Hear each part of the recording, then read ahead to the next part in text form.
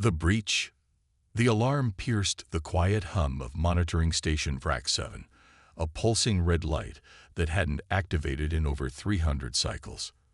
First Officer Trezil's 6 eyes blinked in rapid succession, the gelatinous membranes clearing away disbelief as the impossible data streamed across the quantum display.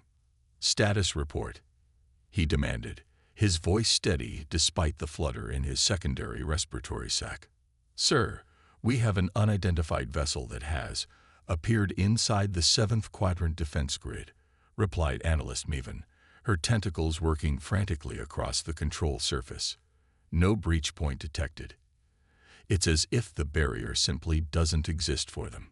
Trezil floated closer to the main display, where a sleek obsidian vessel hung motionless against the backdrop of stars. The ship resembled no known design in their extensive database, a smooth, elongated teardrop that seemed to absorb light rather than reflect it. No visible propulsion systems, no weapon mounts, nothing that indicated how it moved or defended itself. "Classification?" Trezil asked, though he already suspected the answer. Meven's voice dropped to a whisper. "Genetic traces in the ambient particles confirm it, sir. It's human." The control room fell silent. Humans were supposed to be contained, a primitive species whose rapid advancement had alarmed the VRAX collective centuries ago. The quantum barrier around their solar system was impenetrable, the most advanced containment technology in the known galaxy, or so they had believed. "Notify High Command immediately, Priority Alpha, and begin full-spectrum analysis of that vessel." Within moments, Admiral Selker's massive form appeared in the holographic communication field, his chitinous exoskeleton gleaming under the lights of the collective's central command. "This had better be important, First Officer," Selkor rumbled, 4 of his 8 appendages busy with other matters even during this communication. "Admiral, a human vessel has penetrated the containment barrier. It appeared inside our defense perimeter without triggering any alarms." The Admiral went completely still, all appendages freezing in mid-motion. "Impossible. The evidence is conclusive, sir. We've verified its origin through multiple methods." Selker's compound eyes narrowed. "Deploy the 7th Fleet. I want that vessel surrounded. No communications until I arrive. Hold position and—" "Sir," Trezil interrupted, an action that could cost him his position. "The vessel is already broadcasting." As if on cue, every display in the monitoring station flickered, and a 3-dimensional star chart materialized, showing the position of every VRAX defense platform, patrol route, and hidden installation within 50 light-years. Data that had taken the collective centuries to compile had been mapped by the human vessel in minutes.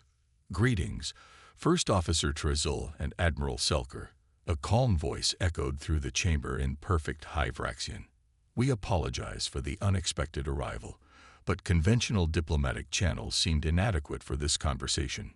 Selkor signaled for battle alert, but the transmission continued smoothly. "We've spent considerable time studying your civilization, your art, your science, your history. We particularly enjoyed Scholar Verith's work on quantum probability mechanics. The way she described the dance of particle waves, quite enlightening." Trezil felt his primary heart stutter. That text was sealed in the Imperial archives. No outsider should even know it existed. "What do you want?" Selker demanded, his voice carrying the weight of the collective's authority. The human ship performed an elegant role, a movement that somehow conveyed amusement. "Want, Admiral? We're not here to make demands. We're opening a dialogue about the future, your future, our future, and the future of every sentient species in this galaxy." The vessel reoriented itself, now facing the command center directly. "But first, we should discuss the quantum containment barrier you placed around our solar system 329 years ago. We have some questions about that." Within hours, Admiral Selker had arrived at monitoring station VRAX 7 with the full might of the 7th Fleet, 300 warships arranged in defensive formation around the single human vessel. The command center was now filled with the collective's highest military officers, all watching the main display with varying degrees of disbelief and concern. "Have they made any aggressive moves?" Selker asked as he settled into the command chair. "None, Admiral," Trazil reported. "They've maintained position and continued broadcasting technical specifications of our defense systems. It appears to be a demonstration rather than a threat." "A psychological tactic," General Zex inserted, her carapace clicking with agitation. "They want us to know they could have attacked at any time." As if responding to the comment, the human ship began to move, executing maneuvers that defied the laws of physics as the Vrax understood them. It accelerated instantly to impossible speeds, then stopped just as abruptly, with no detectable inertia effects. It passed through the defensive grid as if the energy barriers weren't there, weaving between warships with precision that made the Collective's most advanced targeting systems useless. "They're toying with us," Selker growled. A new transmission cut through the tense atmosphere of the command center. This time, a visual appeared. A human female with dark skin and close-cropped hair, wearing what appeared to be civilian attire rather than a military uniform. "I am Captain Neela Sharma of the Earth vessel Prometheus," she announced. "I believe we've demonstrated our capabilities sufficiently. Now, I would like to speak with whoever is authorized to discuss the systematic imprisonment of developing species throughout this galaxy." Selkor rose to his full height, towering over most of the other officers. "You have violated collective space. Your vessel will be impounded, and your crew will be—" "Admiral," Captain Sharma interrupted with a small smile. "Let's move past the ceremonial threats. You've attempted to disable our systems 23 times in the past 17 minutes. Each attempt has given us fascinating insights into your current technological level, but we're here to discuss something far more important." The captain's image expanded, and beside her appeared historical documents from the Collective's most secure archives. Records that detailed the first contact with Earth, the decision to contain humanity, and the construction of the quantum barrier. 329 years ago, a Vrax exploration vessel detected unusual energy signatures from our solar system. Your initial survey team expected primitive technology, but found a planet advancing at an exponential rate. The Collective's response was to imprison our entire species behind a quantum barrier, disguised as a natural phenomenon. Trazil watched as more classified documents appeared beside the captain. Surveillance reports, containment protocols, and most damning of all, the minutes from the High Council meeting, where they had voted to isolate Earth rather than risk humanity's rapid advancement disrupting the Collective's dominance. "You feared us," Captain Sharma continued, her voice now carrying the hint of steel beneath its calm exterior. "Not for what we had done, but for what we might become. And so you caged us, expecting that isolation would limit our growth." The display shifted again, showing other planets, other species, dozens of them, all contained behind similar barriers across the galaxy. "Your fundamental error was in assuming isolation would hinder us. Instead, you gave us the perfect laboratory. A space where we could develop without interference, without preconceptions about what was possible." For the first time, emotion crept into the captain's voice. "We reverse-engineered your containment field within 50 years, Admiral. We used it as a blueprint to develop technologies you haven't even theorized yet. We've spent the last 2 centuries preparing for this moment." The human ship began to change before their eyes, its hull flowing like liquid metal, revealing capabilities that made their previous demonstrations seem primitive in comparison. "Now we have something important to discuss about the future of galactic civilization," Captain Sharma said. "The Vrax Collective has imprisoned 27 species across this galaxy. We've freed 12 already. You have a choice to make, and very little time to make it." The revelation. The command center of Monitoring Station Vrax 7 had become the de facto center of collective governance as more high-ranking officials arrived through emergency quantum transport. The overseers, the 9 eldest and most powerful members of the Vrax civilization, now floated in their gravity suspension fields, their ancient eyes fixed on the human vessel displayed on the central monitor. This cannot be allowed to continue, First Overseer Nulux declared, his voice carrying the weight of 5 centuries of leadership.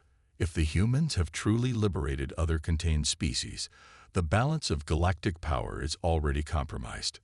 Balance. Admiral Selker questioned, careful to maintain the proper deference despite his growing frustration. What they've revealed isn't balance, it's systematic oppression. We've imprisoned developing civilizations across the galaxy. To maintain order, Third Overseer Valith countered, her translucent skin pulsing with bioluminescent patterns of agitation. Imagine the chaos if every emerging species were allowed to develop unchecked. The containment protocol has prevented countless interstellar conflicts. First Officer Trezel, now relegated to an observer role with the arrival of the Overseers, noticed that the human ship, the Prometheus, had changed again. Its surface now rippled with geometric patterns that seemed to shift between dimensions, occasionally revealing glimpses of what lay inside, vast spaces that couldn't possibly fit within the vessel's external dimensions. The communication system activated once more, though no one had accepted the incoming transmission. I couldn't help but overhear your deliberations. Captain Sharma's voice filled the chamber. Your quantum encryption is quite elegant, but it's based on principles we mastered centuries ago. The captain's image appeared again, but this time she wasn't alone. Beside her stood representatives of species the collective had considered safely contained: the crystalline Lorians, the gaseous Mevari, the hive-minded Trell, and others. Allow me to introduce the founding members of what we're calling the Liberation Consensus, she said. Each of these civilizations was imprisoned by the Vrax, just as humanity was. Each has now been freed. This is outrageous. Second Overseer Kraz sputtered, his feeding tentacles writhing with indignation. You have no authority to interfere with collective containment protocols. One of the alien representatives stepped forward, a Lorian whose crystalline body refracted light in hypnotic patterns. Authority. The being's harmonic voice resonated. The Vrax claim authority derived from technological superiority and first arrival. By those same principles, the consensus now holds authority over you. Captain Sharma raised a hand, and DeLorean stepped back. We're not here to replace one tyranny with another. We're proposing something different, a genuine galactic community based on mutual respect and shared advancement. The displays around the command center changed again, now showing technical specifications for technologies far beyond the collective's understanding. Energy generation systems that drew power directly from quantum fluctuations, propulsion methods that manipulated the fabric of spacetime itself, and medical advances that could extend Vrax lifespans tenfold. We offer a choice, Captain Sharma continued. Join us willingly in creating a new galactic order where all sentient species are granted the freedom to develop without interference, and we'll share all of this with you. Refuse, and we'll simply continue freeing the remaining imprisoned civilizations without your cooperation. The Overseers conferred among themselves through their private neural network, their physical bodies remaining motionless while their merged consciousness debated furiously. Trezel could see Admiral Selker growing increasingly tense as the silent deliberation continued. You must understand our perspective. First Overseer Nulux finally responded. The containment protocol was implemented to prevent catastrophic conflicts between emerging species. Many civilizations in their early development stages are inherently aggressive, driven by the same evolutionary imperatives that shaped all of us. We understand better than you might think, Captain Sharma replied. Humanity's history is filled with violence and conquest, but isolation doesn't prevent those tendencies. It often strengthens them. What tempers aggression is connection, exchange, the recognition of shared interests across different forms of life. She gestured to her assembled companions. These species were at various stages of development when you contained them. Some were barely achieving spaceflight. Others were already exploring their neighboring star systems. What they all share is that their advancement accelerated under containment, driven by the challenge you unintentionally presented them. Sixth Overseer Mendax, known for his pragmatism, moved his suspension field forward. If what you claim is true, and these species have already been liberated, then the damage is done. What guarantee do we have that releasing the remaining contained civilizations won't result in retaliation against the collective? None, Captain Sharma said simply. Just as they have no guarantee that joining in a new galactic community won't put them at a disadvantage. What we're proposing requires mutual trust and the willingness to address past wrongs. Admiral Selker stepped forward. Overseers, I believe the humans are offering us something unprecedented. A chance to evolve beyond our current understanding of galactic politics. We've maintained the containment protocol for millennia because it was effective, and because we saw no alternative. Now an alternative stands before us. The chamber erupted in debate, with military officers and political representatives arguing passionately, while the overseers maintained their enigmatic silence. Through it all, Captain Sharma waited patiently, the diverse representatives of the liberation consensus standing united beside her. Finally, First Overseer Nulux raised all four of his primary appendages, silencing the chamber. The collective has always prided itself on adaptation, he said, his ancient voice carrying unexpected emotion. When faced with superior understanding, the truly intelligent response is to learn rather than resist. Captain Sharma, we are prepared to discuss the terms of this new galactic community. The tension in the room shifted palpably from fear to cautious hope. Trazil noticed that many of the younger officers were already looking at the alien representatives with curiosity rather than suspicion. There will be a transition period, Captain Sharma said, during which the remaining containment fields will be systematically disabled, and the imprisoned species will be introduced to the consensus. We invite Vrax representatives to participate in this process. And what of the power imbalance? Third Overseer Valith asked. Your technologies are clearly superior to ours. How can we be equal partners under such conditions? A small smile crossed Captain Sharma's face. The technologies we've developed during our containment will be shared with all members of the consensus, including the Vrax. Knowledge isn't a finite resource that diminishes when shared. It grows. As the negotiations continued, Trazil found himself assigned to a liaison role with the human delegation. When he was finally permitted to board the Prometheus, he discovered that its interior was indeed vastly larger than its exterior dimensions suggested, a practical application of space-time manipulation that Vrax theorists had considered impossible. It's a lot to take in, isn't it?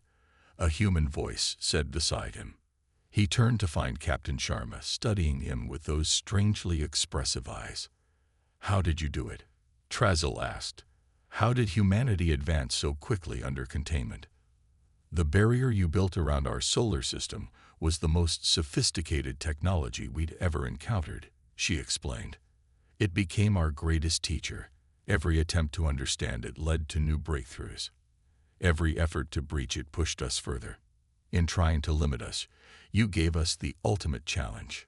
She led him to a viewing platform where they could see the vast Vrax fleet now peacefully coexisting alongside vessels from other liberated species, ships of designs and capabilities as varied as their creators.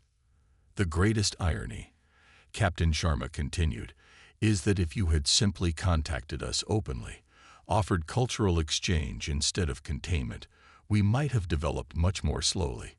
Necessity truly is the mother of invention. Trazil's multiple eyes blinked in the Vrax expression of dawning comprehension. You're saying we created our own downfall. Not downfall, she corrected gently.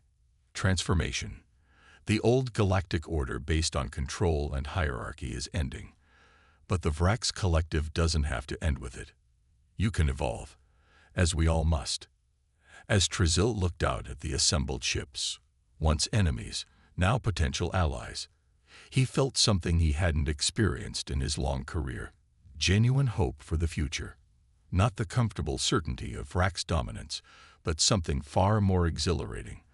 The unlimited potential of cooperation among diverse minds. I believe, he said slowly, that the collective is ready to evolve. Captain Sharma smiled. That's all anyone can ask for. the willingness to grow beyond what you've been. Welcome to the consensus. First Officer Trezzel, we have so much to learn from each other. Beyond them, the stars stretched into infinity, no longer divided by invisible barriers, but open to all who wish to explore them.